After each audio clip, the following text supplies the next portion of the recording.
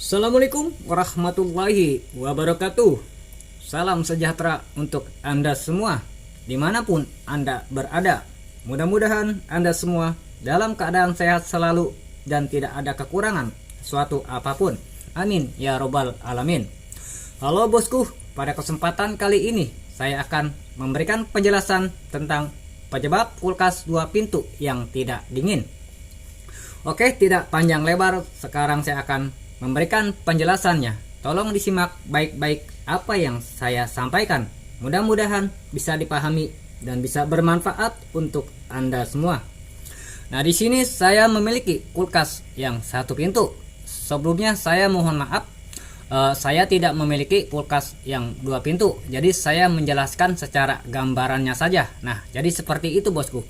Jadi penyebab kulkas 2 pintu yang tidak dingin bisa terjadi 4 penyebab. Penyebab yang pertama yaitu terjadi kebocoran pada sistem, baik di kondensor ataupun di pipa penyambungan. Nah, jadi kalau Anda pegang sisi samping kulkas akan terasa panas ataupun terasa hangat.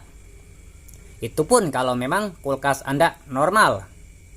Karena di dalam pipanya atau di dalam kondensornya masih terdapat freon. Jadi freonnya ditekan oleh kompresor melalui pipa yang seperti ini bosku. Nah, ini pipa tekan. Nah, oleh karena itu kondensornya atau sisi samping kulkasnya akan terasa hangat kalau Anda memegangnya. Nah, jadi seperti itu. Jadi mengapa kondensornya bisa terjadi kebocoran? Berhubung kondensor bahannya terbuat dari besi, jadi dia mudah keropos ataupun mudah rapuh. Berbeda halnya dengan pipa tembaga bosku. Dia sangat kuat sekali, sekalipun kulkas Anda terpakai 1 tahun, 2 tahun, 3 tahun, bahkan 10 tahun lebih. Kalau pipa tembaga dia sangat kuat sekali, tidak mudah keropos ataupun tidak mudah rapuh. Berbeda dengan kondensor. Nah, jadi seperti itu bosku. Nah, oleh karena itu, kalau seandainya saya menjumpai kulkas yang 2 pintu yang terjadi kebocoran pada kondensor, saya mengganti kondensor yang 12U bosku, karena harus disesuaikan dengan kulkasnya. Terkecuali kulkas yang 1 pintu yang paling kecil, saya mengganti kondensor yang 8U. Kalau kulkas yang 1 pintu yang agak besar, saya memakai yang 10U bosku. Jadi disesuaikan, semakin besar kulkasnya semakin besar pula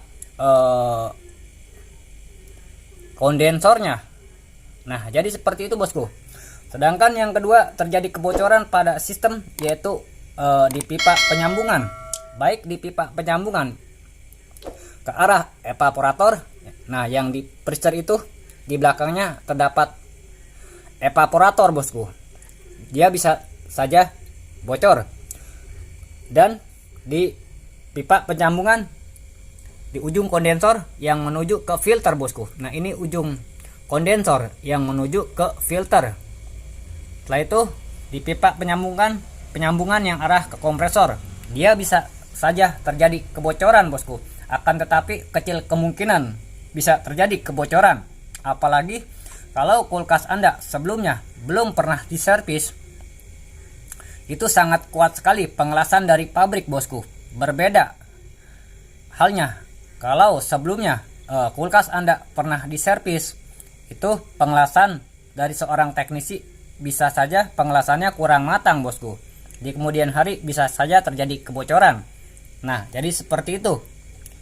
Nah, oleh karena itu, kalau memang kulkas Anda terjadi kebocoran, kalau Anda cek memakai tang ampere, kalau untuk kulkas yang 1 pintu harus ampere yang normal yaitu 1,1 dan ada pula 1,2 ataupun 1,3.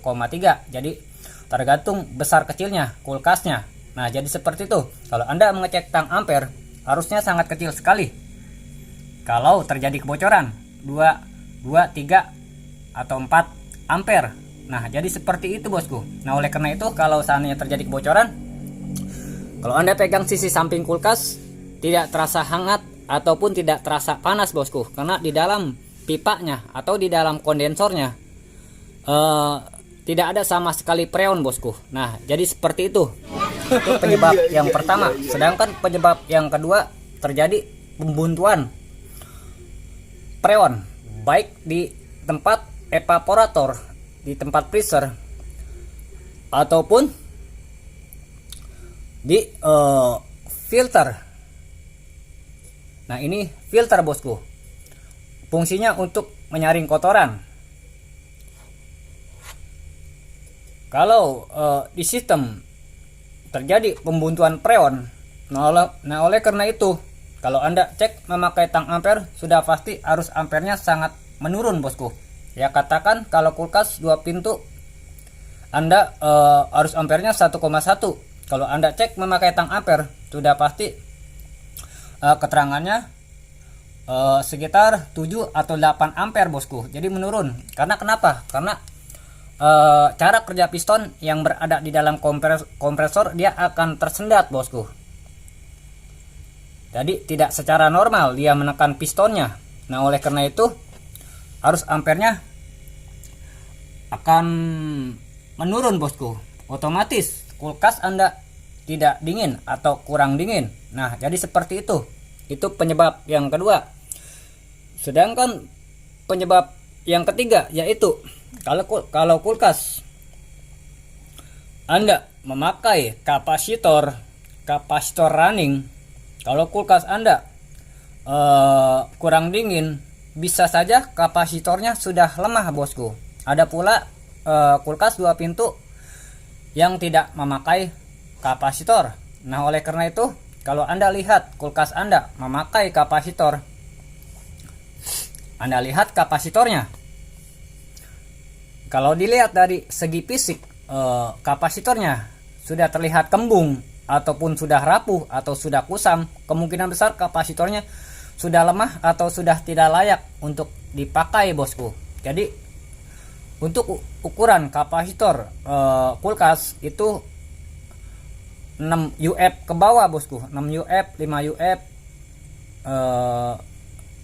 4 UF ataupun 3 UF. Nah, jadi seperti itu kalau seandainya kulkas Anda memakai kapasitor.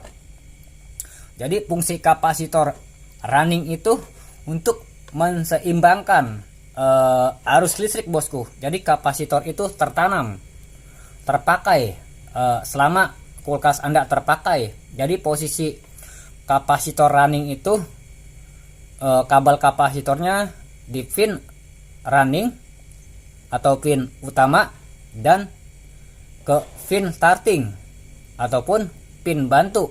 Jadi kapasitor itu bekerja selama kulkas Anda terpakai bosku. Berbeda halnya dengan kapasitor starting atau kapasitor untuk mendorong kumparan bantu atau untuk mendorong di pin starting. Nah, jadi seperti itu kalau memang kulkas Anda memakai kapasitor running ataupun memakai kapasitor starting. Jadi sudah pasti bosku, kalau kulkasnya memakai kapasitor running, sudah pasti memakai kapasitor starting. Nah, jadi seperti itu bosku. 3 penyebab, sedangkan 4 penyebab atau penyebab yang terakhir yaitu kompresor Anda sudah lemah. Jadi cara kerja piston itu bekerjanya tidak secara normal bosku. Kemungkinan besar diakibatkan oleh oli yang berada di dalam ini sudah mengendap bosku. Jadi aliran freonnya pada saat pistonnya menekan, dia tersumbat oleh oli yang mengendap dan mengakibatkan kulkas Anda tidak dingin ataupun kurang dingin. Nah, oleh karena itu kalau Anda mengecek kompresornya, sudah pasti arus ampernya menurun bosku. Nah, jadi seperti itu cara mengetahui kalau memang kulkas Anda tidak dingin. Nah, jadi seperti itu bosku penjelasan yang saya sampaikan. Mudah-mudahan bisa dipahami dan bisa bermanfaat untuk Anda semua. Kalau Anda ingin mengetahui lebih jelas tentang seputar kulkas, Anda lihat saja di playlist tentang kulkas supaya Anda lebih memahami tentang semua itu. Kalau ada yang perlu ditanyakan, silakan saja bosku. Insya Allah saya akan menjawabnya apa yang saya ketahui. Kalau sekiranya konten saya merasa bermanfaat untuk Anda semua, saya minta supportnya bosku. Yaitu bagi yang belum tekan subscribe, silakan tekan subscribe dan tekan lonceng. Supaya channel saya semakin berkembang dan saya juga merasa bersemangat untuk membuat konten. Kurang lebihnya saya minta dibukakan pintu maaf yang seluas-luasnya. Saya tutup. Wassalamualaikum warahmatullahi wabarakatuh.